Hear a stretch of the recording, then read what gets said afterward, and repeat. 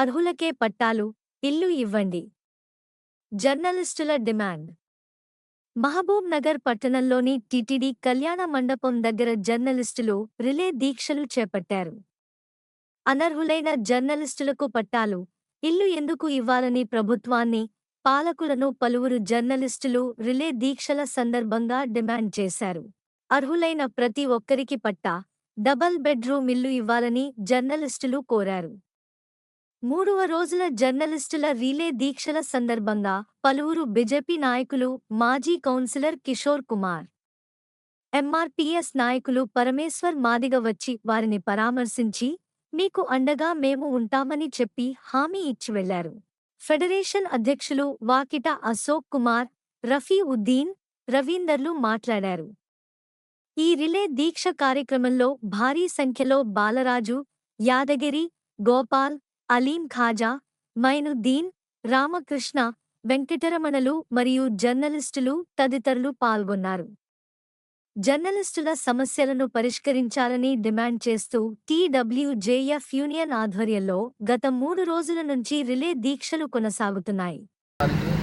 ప్రభుత్వంతో గట్టిగా పోరాడడానికి రిలే దీక్షలు ఏర్పాటు చేస్తున్నారు.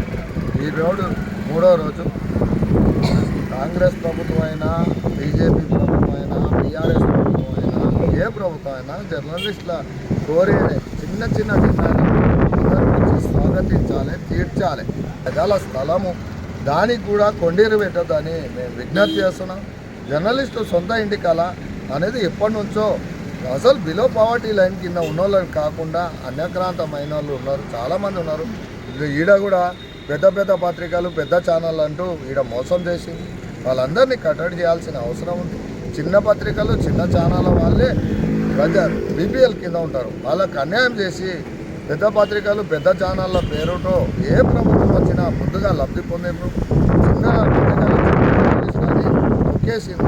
ఇవన్నీ కూడా ఈ ప్రభుత్వం దృష్టికి కలెక్టర్తో మాట్లాడి మీ సమస్యలు తేలుస్తామని ముందరకు వచ్చిండ్రు. మేము స్వాగతిస్తున్నాం. అయితే మేము కోరేది కాంగ్రెస్ నాయకులను ఒక్కటే, ఇది ఒకటే ఒక గంట సమస్య, జర్నలిస్టుల సమస్య ఒకటే గంట. మీరు పెద్ద మనస్సు చేసుకొని కలెక్టర్, ఎమ్మెల్యే, అర్బన్ తహసీల్దార్ కూర్చుంటే సమస్య తేలిపోతుంది. 45 మందికి ఆల్రెడీ పట్టాలు ఇచ్చింది. ఆ తాళం చేతులు ఇస్తే ఆ సమస్య అక్కడనే పోతుంది. ఎస్విఎస్ కాడ కొన్ని ప్లాట్లు ఉన్నాయి, ఆడ కొంతమందికి ఇస్తే అయిపోతుంది.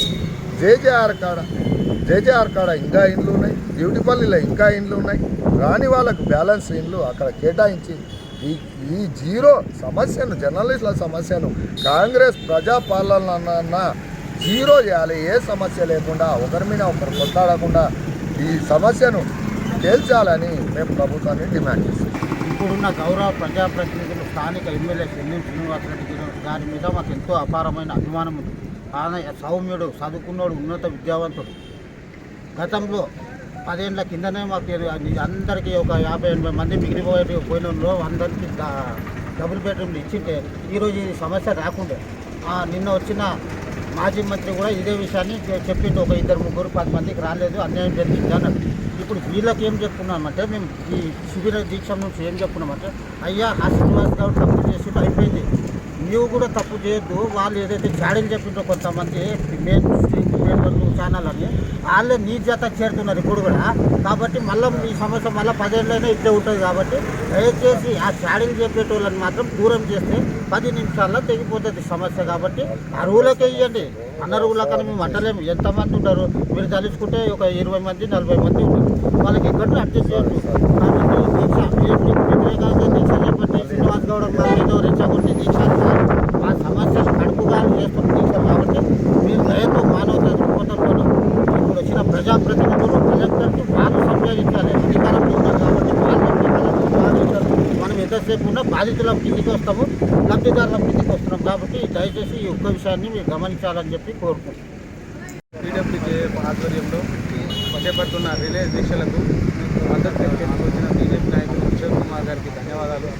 ముఖ్యంగా మహబూబ్ నగర్ నియోజకవర్గంతో పాటు మహబూబ్ నగర్ పట్టణంలో పనిచేస్తున్న జర్నలిస్టుల సమస్యలపైన గత 3 రోజులుగా జర్నలిస్టుల సమస్యలపైన నిరాహార దీక్షలు కొనసాగుతున్నాయి. ముఖ్యంగా ఇండ్లు రాని జర్నలిస్టుల సమస్యలపై అదేవిధంగా ఈ గత ప్రభుత్వం ఇండ్ల పట్టాలు ఇచ్చి వాటికి స్థలాలు ఇండ్లను కేటాయించకుండా అలాట్మెంట్ అయినటువంటి వాళ్ళకు నోటీసులు ఇవ్వడం, దీనిపైన ప్రధానంగా ఈ దీక్షలు కొనసాగుతున్నాయి. అదేవిధంగా పట్టాలు ఇచ్చి ఇండ్ల మధ్య జర్నలిస్టుల మధ్యన పంచాయతీలు అయ్యే విధంగా, కోర్టు కేసులు అయ్యే విధంగా వివరించారు. దానిపైన కూడా సమస్యలుగా పరిష్కారం కావాలని మేము ఈ వేదిక నుంచి నాయకులకు, ప్రభుత్వానికి మా నిరసన గలం వినిపిస్తున్నాం. దాంతోపాటు ముఖ్యంగా మాకు కావాల్సింది ఏంటంటే, జర్నలిస్టులుగా మేము 30 సంవత్సరాలుగా ఇక్కడ పనిచేస్తున్నా కానీ మాకు ప్రభుత్వం లోపల మేము ఒక్క సంక్షేమ ఫలాలు కూడా మేము పొందలేదు. మాకు కావాల్సింది మాకు సొంత ఇంటి కళ నెరవేరాలని మేము చాలా రోజుల నుంచి మేము కలగానే సాకారం చేసుకోవాలని మేము కోరుకుంటున్నాం. ఇప్పటి వరకు అన్ని ప్రభుత్వాలు వచ్చినా కానీ ఎవరు వచ్చినా ఇస్తామని చెప్పిండ్రు, అది ఇచ్చేవరకే ఆగిపోయింది కానీ మాకు మాత్రం అది సఫలం కాలేదు. కాబట్టి ఇల్లు రాని జర్నలిస్టులందరికీ ముఖ్యంగా మాకు ఇంటి కిరాయిలు కట్టుకోలేక అద్దె ఇళ్లలో నలుగుతున్నాం. మా సమస్యలు చాలా వర్ణాతీతంగా ఉన్నాయి. అదేవిధంగా ఇల్లు కిరాయి కట్టుకోలేక, కుటుంబాన్ని పోషించలేక చాలా ఇబ్బందులు పడుతున్నాం. మా సమస్యని ప్రభుత్వం ముందు వరుసలో ఉంచి మా అందరికీ ఇండ్లు కేటాయించాలని మేము కోరుకుంటున్నాం. దాంతోపాటు కేజీఆర్ కాడ ఇచ్చినటువంటి పట్టాదారులందరికీ కూడా ఉన్నటువంటి సమస్యలను పరిష్కరించి అందరికీ న్యాయం చేయాలని మేము కోరుకుంటున్నాం.